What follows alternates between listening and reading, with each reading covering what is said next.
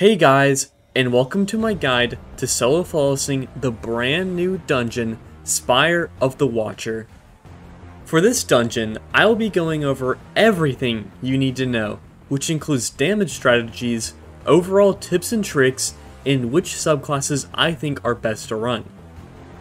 For this guide to stay relevant after Season 19, I won't be showcasing any of the artifact mods, but if you are watching this during Season 19, then you should run both Weekend Clear and Solo Operative for every single encounter.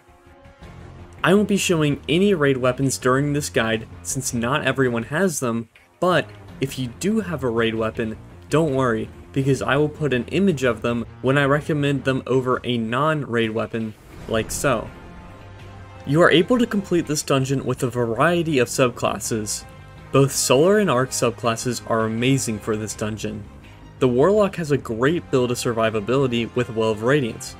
Well of Radiance makes you almost impossible to kill and gives you a 25% damage bonus to your weapons. Titan has the Sunbreaker with the Mini Hammer, which essentially is a special weapon that heals you on hits. Titan also has Lorelei Splendor, which is great for keeping you alive, and Synthoceps, which dramatically increases your Mini Hammer's damage output. Hunter has Solar and Arc Strider, which is amazing with Assassin's Cow, and makes you invis every single charged melee kill you get. Make sure you have 100 resilience on your character, because the damage resistance is 40%, which you need to take advantage of. Let's start with the opening section. First off, I'm assuming that you already know the general mechanics and where all the circuits go.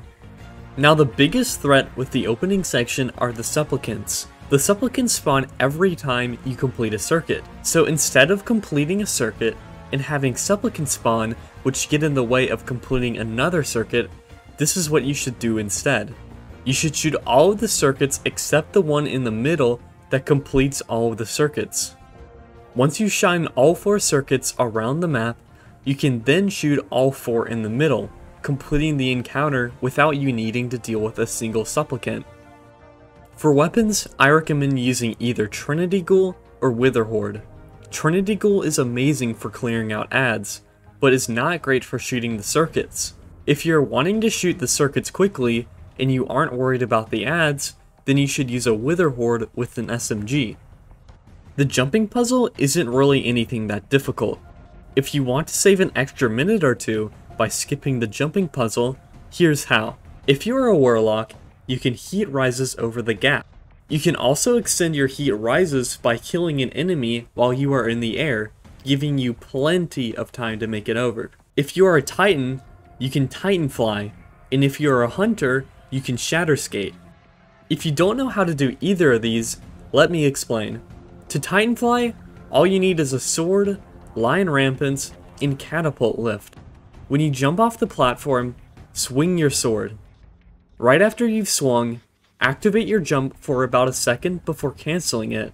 As you start to fall down, swing your sword again, and repeat the process. To Shatter Skate, you need an Eager Edge sword, Stompies, and Shatter Dive. When you are standing next to the platform, you want to Heavy Attack, Jump, and then Shatter Dive all in this order.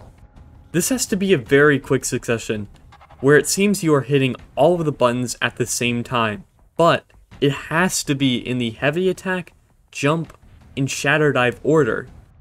If you still aren't comfortable doing either of those, there's no harm in taking the normal route. This encounter is actually really easy. Once you've learned all of the spots for the circuits, it should become an absolute breeze. Just like for the opening section, Trinity Ghoul and Wither Horde are top choices, but it overall depends on your playstyle. A few things that I think are important to note for this encounter are the following. The first is for the second floor, where the electricity bolts are blocking you from entering one of the starting circuit areas. These electricity bolts have a massive hitbox and can hit you even though you aren't even standing in them. For this part, I recommend shooting both starting circuits from the outside area so you don't have to put yourself in danger. The second tip is to not kill the Hydras. These spawn the supplicants, which can deal almost 70% of your health, which can potentially ruin your run.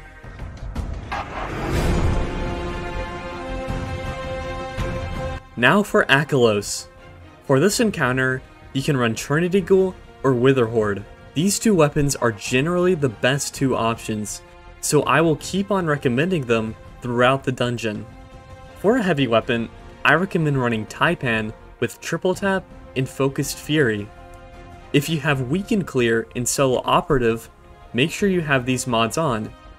Okay, now for the actual encounter. You'll start off the encounter by killing the Minotaur. Once you have the Arctrician buff, shoot all 4 circuits in the middle. I do this so I don't have to keep on coming up to the top and then going back down to continue the circuit.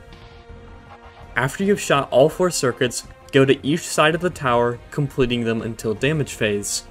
Once you've reached damage phase, if you are running Trinity Ghoul, swap off of it and onto an SMG. If you have Weaken Clear, you should swap to Witherhorde to apply the 15% debuff for even better damage. This damage phase is tied to how fast you shoot the eyes, meaning the faster you shoot the eyes, the longer your damage phase is. Without Weaken Clear or Solo Operative, this fight should be between 5 and 6 phases.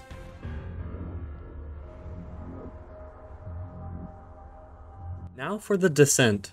For the Descent, you can run Trinity or Witherhorde. After you've cleared out a wave of adds, the Minotaur will spawn, making it so you can get the Arctrician buff. If you stand in the very back at the bottom, you can see every single circuit without moving, making it very easy to find all of them. Now for the fan part. Instead of needing to time your jump and potentially dying to the fans, you can actually avoid them altogether. In the fan room, there are gaps in the wall that you can jump through. These gaps are directly across the platforms that you stand on. Here, you can just jump straight through without getting hit by the fans. Once you've made it to the 3rd layer, clear out all of the adds like normal. The only difficult node to shoot is the one in the middle, but you can see it by standing in the top right area of the map. If you don't know where the top right area is, the top left area is where the chute opens to go down to Persys. Speaking of Persys, let's talk about the Persys encounter. This encounter is probably the most difficult one, but it doesn't have to be if you play carefully and slowly. I'd say that the first part of the encounter is the hardest part. Here I recommend Trinity Ghoul or Witherhorde.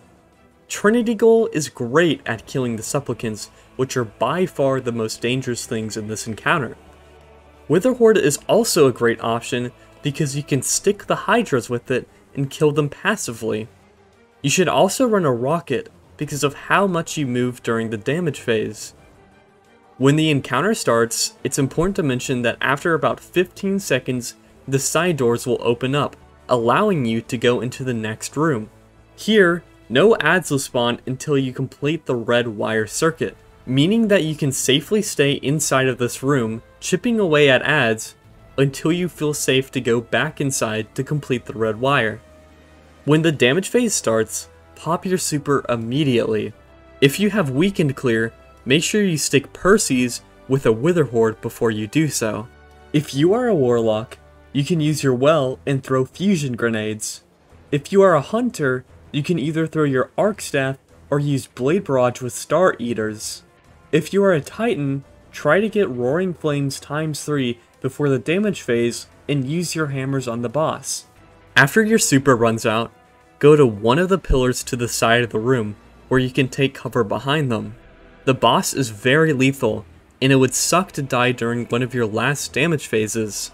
After about 6 to 7 damage phases without any artifact mods, you should be able to get the kill. Remember to play safe and not too greedy, and you should be able to get your solo flawless Spire of the Watcher done. Thanks for watching, I'm Vanguard, and I hope you enjoyed.